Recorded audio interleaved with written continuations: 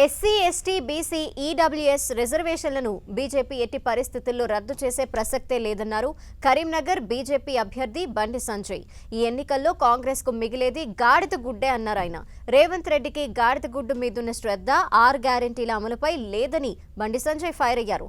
రాజీ లేని పోరాటం చేసి కాంగ్రెస్ మెడలు వంచుతామని ఆయన అన్నారు. మోదీ అమిత్ షాపై అసభ్యంగా మాట్లాడితే కాషాయ కార్యకర్తలు ఊరుకోరని హెచ్చరించారు బండి సంజయ్.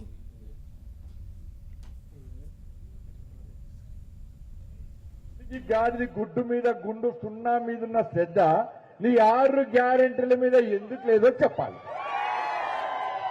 6 గ్యారెంటీలు మర్చిపోవడానికి మీ దృష్టి అంతా గాడిది గుడ్డు మీద తీసుకెళ్తాడు రేవంత్ అన్న. రేపు గాడిది గుడ్డే మన చేతిలో పెడతాడు. మీరు రాసి పెట్టుకోరు. ఎన్నికల తర్వాత కాంగ్రెస్ వాళ్ళు కలిసే ఒట్టిగా. ఎందుకంటే ఇప్పటికే కాంగ్రెస్ పార్టీ ఎమ్మెల్యేలు మొన్నటిదాకా కాంగ్రెస్ పార్టీ కార్యకర్తలు ఫోన్ చేసినాడు ఢిల్లీకి.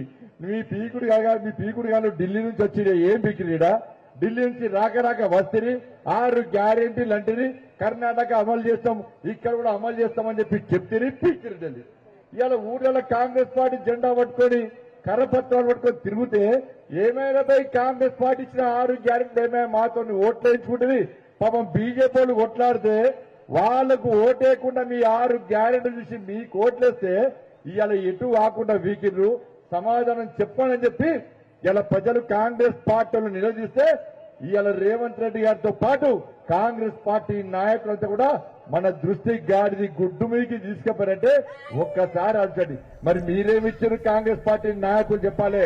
2500 రూపాయలు రైతులకు 100 రోజుల లోపల మహిళలకు 2500 రూపాయలు ఇస్తున్నారు. ఇచ్చిండ్రా? గాడిది గుడ్డు.